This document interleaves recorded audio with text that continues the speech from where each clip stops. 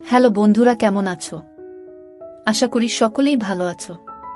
আমি তোমাদের প্রিয় আপু আবারও চলে আসলাম নতুন একটি গল্প নিয়ে।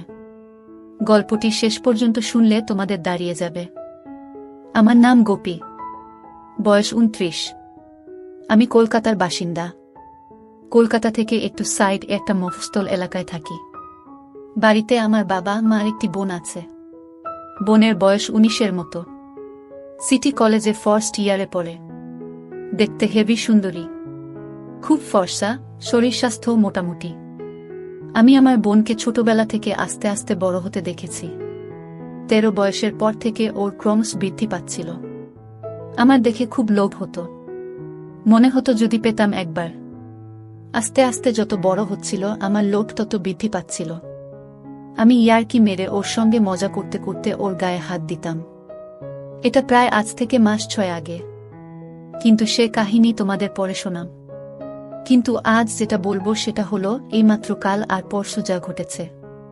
এটা আমার জীবনের একটা অনন্য অভিজ্ঞতা। রবিবার আমাদের গ্রামের বাড়িতে একটা বিয়ে বাড়ির নেমন্তন্ন ছিল। আমাদের সকলের সেখানে নিমন্ত্রণ ছিল, কিন্তু বোনের প্রথম বর্ষের এক্সামের তৈয়ারি নেওয়ার জন্য ও বলল যেতে পারবে না।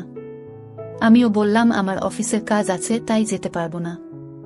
মা আর বাবাকে বললাম তোমরা দুজনে যাও, আমি আর সুমনা বাড়িতে আছি। ওরা রাজি হয়ে গেল। শনিবার বিকেল বেলায় বাবা আর মা চলে গেল। আমি আর সুমনা বাড়িতে রইলাম। বোনের সঙ্গে মস্তি করে করে সন্ধে বেলায় আমি বেরলাম আড্ডা মারতে। আমার দুই বন্ধু রাহুল আর পঙ্কজ ছিল সেদিন। রাহুল একটা কোম্পানিতে ইঞ্জিনিয়ার, পঙ্কজ ছোটখাটো ইলেকট্রিকের দোকানে কাজকর্ম করে। লেখাপড়াও বেশি দূর করেনি, কিন্তু আমাদের সঙ্গে পড়তো বলে বন্ধুত্ব আছে। আমরা একটা জায়গায় আড্ডা মারতে মারতে বিয়ার খাচ্ছিলাম। বসে বসে গল্প করতে করতে আমি বললাম, আচ্ছা আমার বোন সুমনাকে তোদের কেমন লাগে? ওরা তো অবাক হয়ে গেল। আমি একটা দাদা হয়ে নিজের বোনের সম্পর্কে এরকম বলছি শুনে। ওরা প্রথমে বলল ভালো। আমি তারপর ওদের ভেতরের ভয় কাটানোর জন্য বললাম, ওকে কাছে পেলে তোরা কি করবি? তখন তো সবাই হতভম্ব। তারপর কিছুক্ষণ পরে পঙ্কজ বলল, আরে ভাই তুই রাগ করবি বলে বলতে পারিনি, কিন্তু আমার তো হেভি লাগে। ও যখন কলেজ যায় আমি দোকান থেকে ওকে দেখি। যা লাগে না ওকে দেখতে। কতবার তোদের বাড়িতে ইলেকট্রিকের কাজ করতে গিয়ে দেখেছি। একটা সুযোগ করে দে না ভাই, তোর যা লাগে দেব। রাহুল বলল, ভালোই হয় যদি কাছে পাই।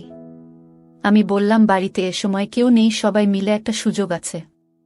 কিভাবে কি করা যায় বলতো? পঙ্কজ বলল, চল এখনই তোদের বাড়ি যাই। আমি বললাম, আশেপাশের ফ্ল্যাটের লোকেরা সন্দেহ করবে, তাছাড়া মা যদি জানতে পারে তাহলে খুব বকবে। এখানে হবে না, অন্য কোথাও। তখন রাহুল একটা মস্ত প্ল্যান দিল। বলল, চল সবাই মিলে দীঘা ঘুরে আসি, তোর বোনকেও নিয়ে যাই। ওখানে গিয়ে হোটেল ভাড়া নেব, তারপর সেখানে সবাই মিলে। আমি বললাম, কিন্তু ও কি আমাদের সঙ্গে যেতে রাজি হবে? পঙ্কজ বলল, রাজি কাতে হবে? তুই শুধু যেভাবে হোক তোর বোনকে রাজি করা।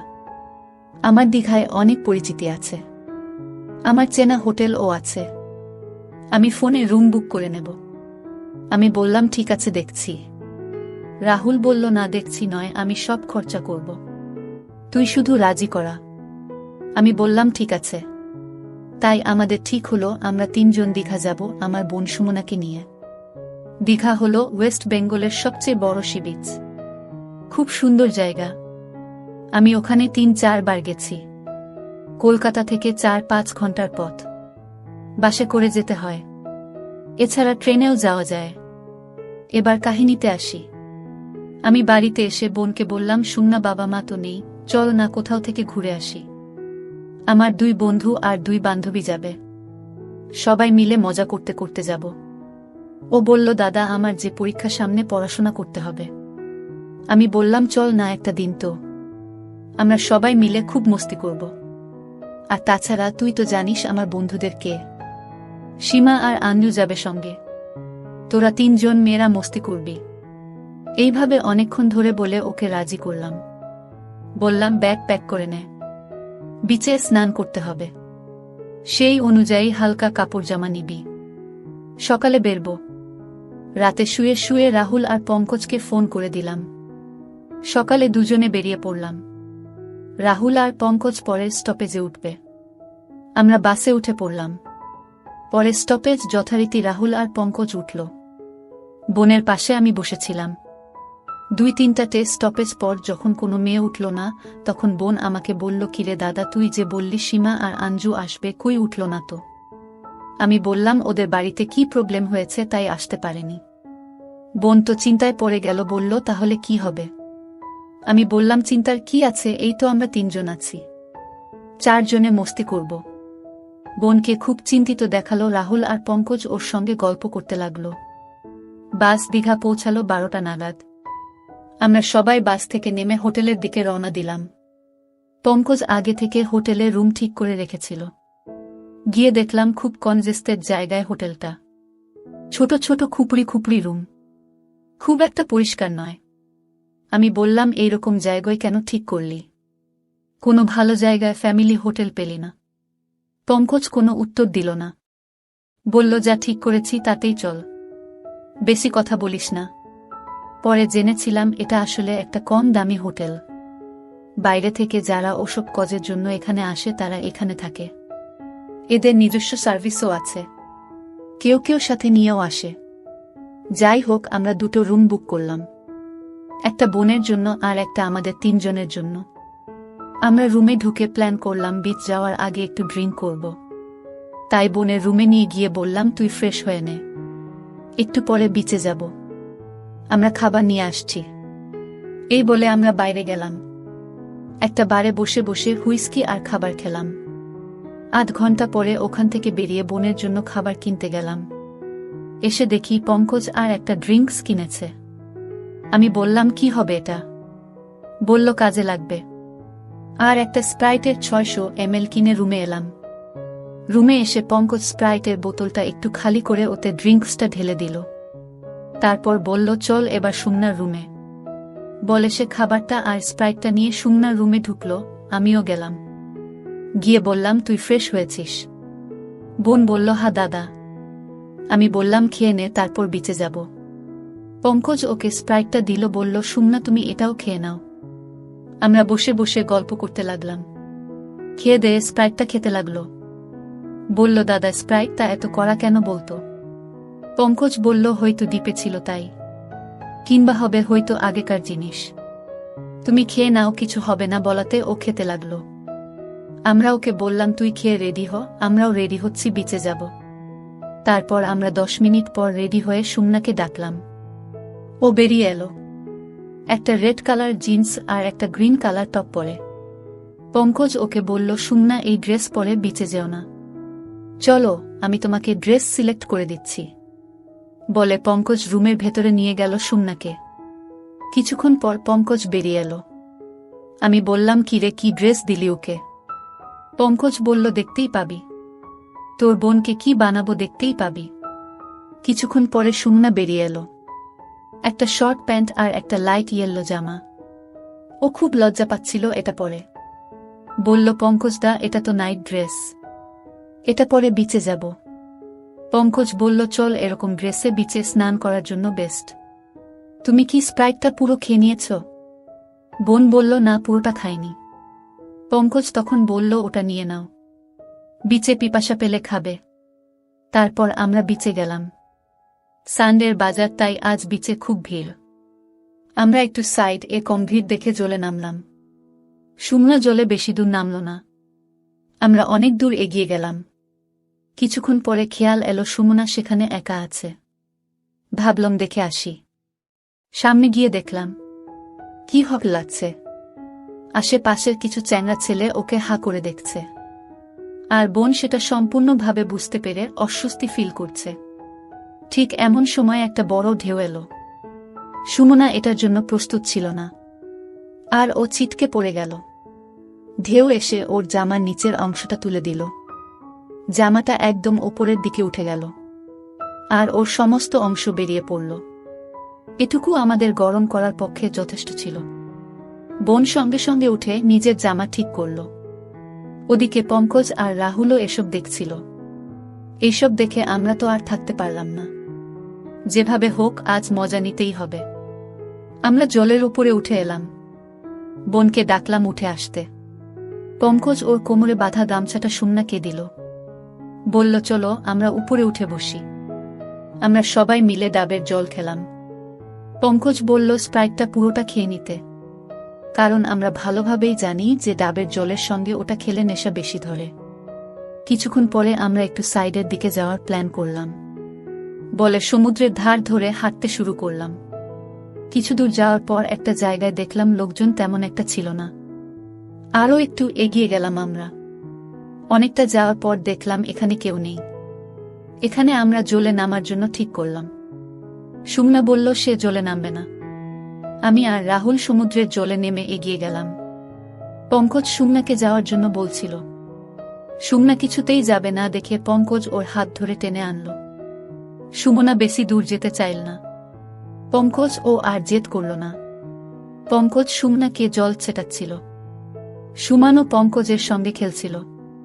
ওরা দুজনে কোমর জলের মধ্যেই ছিল। আমরা ততক্ষণে অনেক দূর চলে গিয়েছি।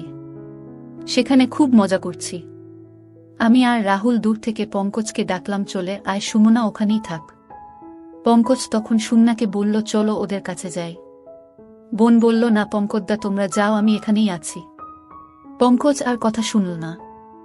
ওকে টানতে টানতে এগিয়ে গেল ক্রমশ গভীর জলের দিকে। বোন ভয় পেল, বলল আমি যাব না। পঙ্কজ তাকে নিয়ে এগিয়ে গেল আরও গভীর জলে। এবার বোন খুব ভয় পেল আর পঙ্কজের গলা জড়িয়ে ধরল। পঙ্কজ এই সুযোগটাই খুঁজছিল। আমরা এবার বুঝতে পারলাম পুরো ব্যাপারটা। রাহুল ছুটে এগিয়ে গেল ওদের দিকে। পিছন থেকে গিয়ে সুমনাকে জড়িয়ে ধরল। সুমনা ভয় পেয়ে একবার রাহুলের গলায় আর একবার পঙ্কজের গলায় ঝুলতে লাগল। বোন খুব ভয় পেয়েছিল, তাই সে ওদের মনভাব বুঝতে পারল না। এরপর আমি গিয়ে পৌঁছালাম ওখানে। বোন আমাকে দেখে ভয়ে আমার গলা জড়িয়ে ধরল। রাহুল আর পঙ্কজ পিছন থেকে মজা নিতে লাগল। পঙ্কজ ওকে বোঝাতে লাগল ভয় নেই। রাহুল ওর খোলা থাইয়ে হাত বোলাতে লাগল। সবাই মিলে সুমনাকে নিয়ে খেলতে লাগলাম। আমার বেচারি অসহায় বোন একবার আমার গলায় একবার বন্ধুদের গলায় ঝুলতে লাগল। এইভাবে খেলতে খেলতে সুমনার জামার নিচের দিকের দুটো বটন খুলে গিয়েছিল। আমরা এবার সেদিকে মনোযোগ দিলাম। আমি লক্ষ্য করলাম কি অসাধারণ দেখতে আমার বোন, কি চকচক করছে ওর স্কিন। এবার বোন বুঝতে পারল ওর সঙ্গে কি হচ্ছে, কিন্তু ওর কিছু করার ছিল না। ও বলতে লাগলো, দাদা আমায় ছেড়ে দে। আমরা ওকে জলের উপরে বসিয়ে দিলাম। তিনজন মিলে অবাধ খেলায় মেতে উঠলাম। তারপর পঙ্কজের গামছাটা আমি ওকে দিলাম, সেটা দিয়ে বোন তার নিচে বেঁধে আমাদের সঙ্গে হোটেলের দিকে রওনা হলো। হোটেল গিয়ে আমরা সবাই বোনের রুমে ঢুকলাম। বোন ওই অবস্থায় বিছানায় বসে কাঁদতে লাগলো। ভাবতে লাগলো কিভাবে ও আমাদের কাছে বিলি হয়ে গেল। তখনও কি আর বুঝতে পেরেছিল যে ওর সঙ্গে আরও কি কি হতে চলেছে। কিন্তু আমাদের তখন ওর অবস্থা ভাবার মতো সময় নেই। পঙ্কজ এসে ওকে বিছানার ওপরে ফেলে দিল। আমার বোন সুমনার অবস্থা ওঠার মতো ছিল না। সে একদম চুপচাপ শুয়েছিল। প্রচণ্ড ক্লান্ত অবস্থায় মাঝে মাঝে ফুপিয়ে ফুপিয়ে কাঁদছিল, কোনো কথা বলছিল না। পঙ্কজ আর রাহুল ওকে তুলে ধরে আস্তে আস্তে বাথরুমে নিয়ে গেল। আমিও গেলাম পিছু পিছু। বাথরুমে গিয়ে আমরা তিনজনে মিলে সুমনাকে স্নান করিয়ে দিলাম। ভালো করে সাবান মাখিয়ে সুমনাকে স্নান করিয়ে দিলাম। আমরাও স্নান করে নিলাম। তারপর স্নান করে বেরিয়ে সুমনাকে ভালো করে মুছিয়ে দিলাম আর নিজেরাও মুছে নিয়ে চুপচাপ বেড়ে শুয়ে পড়লাম। আফটার অল সবাই খুব ক্লান্ত ছিলাম, তাই সবাই ঘুমিয়ে গেলাম। বোনের ঘুম ভাঙল সন্ধে বেলার একটু আগে। ঘুম ভাঙতেই নিজেকে সকলের মাঝে ওই অবস্থায় পেয়ে খুব কাঁদতে শুরু করল। ওর কান্নায় আমারও ঘুম ভেঙে গেল। আমি ওকে বুঝিয়ে বললাম যা হয়েছে ভুলে যেতে, কিন্তু বোন খুব কাঁদছিল। পঙ্কজ ও রাহুলের ঘুম ভেঙে গেল। ওরাও বোনকে বোঝাতে লাগলো যা হয়েছে সব ভুলে যেতে। পঙ্কজ বলল আমাকে খাবার আনতে, সবার খুব খিদে পেয়েছে। সুমানা ও কিছু খেয়ে নেবে। আমি উঠে ড্রেস পরে খাবার আনতে বেরিয়ে গেলাম। ওদেরকে বললাম তোরা এবার আমাদের রুম যা আর সুমানা ড্রেস পরে নিক। ওরা বলল হ্যাঁ তুই যা, আমরা দেখছি। আমি তো বেরিয়ে গেলাম খাবার আনতে। 10-15 মিনিট পরে খাবার নিয়ে রুম এসে দেখলাম ওরা সবাই একই অবস্থায় আছে। আমি তো অবাক হয়ে বললাম, কিরে তোরা এবার যা রুম এ। এসব কি হচ্ছে এখনো? এবার ওকে একলা ছেড়ে দে। বোনের কান্না আরও বেড়ে গেল আমার কথা শুনে। সে আমার কাছে ছুটে এসে বলল, দাদা ওরা আমাকে ব্ল্যাকমেল করছে। ওরা মোবাইল এ আমার ফটো আর ভিডিও রেকর্ড করে রেখেছে। এখন ওরা আমাকে ব্ল্যাকমেল করছে। আমি রাহুলকে বললাম, কিরে এসব কি করছিস? পঙ্কজ বলল, চিন্তা করিস না ভাই, তোর বোনকে আজ দীঘার সার্ভিস বানাবো। আমি তো খুব রেগে গেলাম। বললাম, চল তোরা এবার এ ঘর থেকে যা। পঙ্কজ বলল, এ ঘর থেকে কেউ যাবে না, সবাই এই রুমেই থাকবো আর এই অবস্থাতেই থাকবো, তোর ভালো লাগুক বা না লাগুক। বেশি কথা বললে তোর বোনের ফটো গোটা দুনিয়া দেখবে, ইন্টারনেটে ছেড়ে দেব। আমি ভয় পেয়ে চুপ করে গেলাম। ভাবতে থাকলাম এরা আমার বোনকে নিয়ে কি করার প্ল্যান করছে। তারপর কথা না বাড়িয়ে সবাইকে খাবার সার্ভ করলাম। বোন কাঁদতে কাঁদতে খেয়ে নিল। কিছুক্ষণ পরে সবাই মিলে ড্রেস পরে বাইরে বেরোতে গেলাম। ওরা বোনকে সঙ্গে নিয়ে গেল। চারদিক ঘুরতে ঘুরতে ওরা দুজন বারবার আমার বোনের অসভ্যতামি করছিল। কিছুক্ষণ ঘোরার পর একটা শপ থেকে ড্রিঙ্কস কিনে নিল বেশি করে। আমি বললাম, এত কে খাবে রে? পঙ্কজ বলল, খাওয়ার লোক আছে।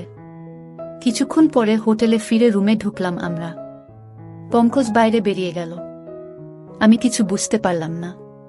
বাইরে দেখতে বেরিয়ে দেখলাম পঙ্কজ হোটেল ম্যানেজার এর সঙ্গে গল্প করছে।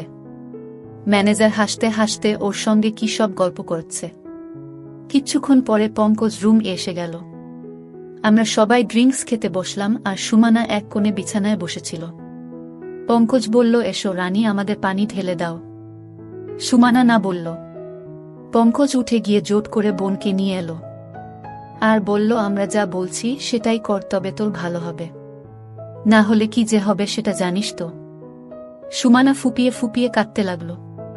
চুপচাপ চলে এসে আমাদের ড্রিঙ্কস ঢেলে দিতে লাগল। পঙ্কজ বলল, এবার নাচতে শুরু করো রানী, বলে রাহুল উঠে গান চালিয়ে দিল। আমার বোনকে ওরা সামনে রেখে বলল, এবার নাচো রানী। বোন অসহায় অবস্থায় ড্যান্স শুরু করল। কিছুক্ষণ পরে কলিঙ্গ বেল বেজে উঠল। পঙ্কজ বলল, আমাদের নতুন অতিথি এসেছে, বলে দরজাটা খুলে দিল। আমি অবাক হয়ে দেখলাম হোটেলের ম্যানেজার আর ক্যাশিয়ার এসেছে। আমি বুঝতে পারলাম পঙ্কজ কি করল এতক্ষণ ধরে, কিন্তু আমার কিছুই করার ছিল না। ম্যানেজার এসে আমাদের সঙ্গে বসল। বোন তো লজ্জা পেয়ে বেড়ে বসে পড়ল। পঙ্কজ বলল, ড্যান্স করো, লজ্জা কিসের? আজকে আমাদের নু পার্টনার এরা, বলে সুমানাকে ধরে টেনে নিয়ে এলো আর নাচাতে লাগল। আমার অসহায় বোন সুমানা কয়েকজন লোকের সামনে ড্যান্স করতে লাগল। ম্যানেজার বলল, কি সুন্দর মেয়ে এনেছ, কোথা থেকে পেলে? এ তো দীঘার টপ হয়ে যাবে। আজকে একে আমরা টেস্ট করি, তারপর দেখছি। সুমানা ড্যান্স করতে করতে ড্রিঙ্কস ঢেলে দিতে লাগল। ক্রমশ আসর জমে উঠল। ম্যানেজার মাঝে মাঝে উঠে আমার বোনের সঙ্গে ড্যান্স করতে করতে তার সাথে বেয়াদবি করতে লাগল। কিছুক্ষণ পরে রাহুল উঠে সব খুলে দিল। ম্যানেজার আর ক্যাশিয়ারও খোলার লাইসেন্স পেয়ে গেল। সকালে আমি উঠে পড়লাম আর বোনকে বোঝালাম, যা হবার হয়েছে আর কাঁদিস না, একটু পরে তো এখন থেকে চলে যাব, তারপর আর কিছু হবে না, চুপ কর, এই বলে সান্ত্বনা দিতে লাগলাম। ওদের বললাম, তোরা এবার উঠে ড্রেস পর, একটু পরে তো বেরোতে হবে, 10টার মধ্যে তো রুম খালি করে দিতে হবে। পঙ্কজ বলল, চিন্তা করিস না, কেউ কিছু বলবে না, রুম থেকে আজ কেউ যাব না। আমি বললাম, সে কি রে, আজকে না গেলে কি করে হবে? এমনিতেই অনেক টাকা খরচ হয়ে গেছে। পঙ্কজ বলল, তুই খরচের চিন্তা করিস না, আজকে আমাদের খরচ একদম নীল, বরং উল্টে ইনকাম করব। আমি তো রীতিমতো ভয় পেয়ে গেলাম। ভাবতে থাকলাম আমার বোনকে নিয়ে এরা নিশ্চয় কিছু প্ল্যান করেছে। তবু পঙ্কজের ভয়ে চুপ করে রইলাম। কিন্তু আসল গল্প অন্য ছিল। আমার কল্পনাতেও আসেনি আমার বোনকে নিয়ে এরা কি করতে চলেছে। যাই হোক, তারপর সকালে সবাই উঠে যে যার ড্রেস পরে ব্রাশ করে চাটা খেলাম। তারপর বসে বসে কিছুক্ষণ কথা বললাম। জানতে চাইলাম ওরা কি করতে চায় সারাদিন। কিছুক্ষণ পরে সুমনাকে ওর রুমে রেখে দিয়ে পঙ্কজ আর রাহুল আমাদের রুমে এলো। আমি আমার বোনকে সান্ত্বনা দিতে লাগলাম। কিছুক্ষণ পরে আমিও এই রুমে এলাম। ওদের বললাম, হ্যাঁ রে, আজকে তোরা কি আবার সি বিচে সুমনাকে নিয়ে যাবি? ওরা বলল, আজ আর সি বিচ নয় রে পাগলা, শুধু দেখ তোর বোন আমাদের আজ কোথায় কোথায় নিয়ে যায়। কিছুক্ষণ পরে হোটেলে ফিরে এসে সুমনার রুমে খাবার পৌঁছে দিয়ে এলাম। পঙ্কজ এসে বলল, খেয়ে নাও, একটু পরে সিনেমা দেখতে যাব, 12টা থেকে শো শুরু হবে। বলে পঙ্কজ চলে গেল। বোন খেয়ে দিয়ে চুপ করে বসেছিল। পঙ্কজ এসে বলল, কি হলো রানী, চলো সিনেমা দেখতে যাব। যে কদিন এখানে আছো আমরা যা বলি তাই করো, না হলে কি হবে সেটা ভালোভাবেই জানো। বোন তো অনিচ্ছা সত্ত্বেও রেডি হলো, সালবার কামিজ পরে ফেলল। পঙ্কজ এসে আবার বলল, এসব কি পরছ? এসব ড্রেস এখানে চলবে না। বলে সে একটা শর্ট স্কার্ট আর একটা হালকা হলুদ রঙের টপ দিল, আর বলল, এটা পরে নাও রানী। সুমনা অনিচ্ছা সত্ত্বেও ওগুলো পরে ফেলল। আমরা সবাই মিলে বেরিয়ে সিনেমা হলের দিকে এগিয়ে গেলাম। আমি যেতে যেতে পঙ্কজকে বললাম, হ্যাঁ রে, কোথায় সিনেমা দেখতে যাবি? কি সিনেমা চলছে কিছু বলো। পঙ্কজ বলল, যেখানে যাচ্ছি চুপচাপ চল। কিছুক্ষণ হাঁটার পরে পঙ্কজ একটা ছোট্ট সিনেমা হলের সামনে গিয়ে দাঁড়াল। সেখানে দেখি একটা ছোট্ট সিনেমা হলো, সেখানে বিগ্রেট মুভি চলছে। আমি তো বুঝতেই পারলাম আজকে আমার বোনের সাথে কি হতে চলেছে।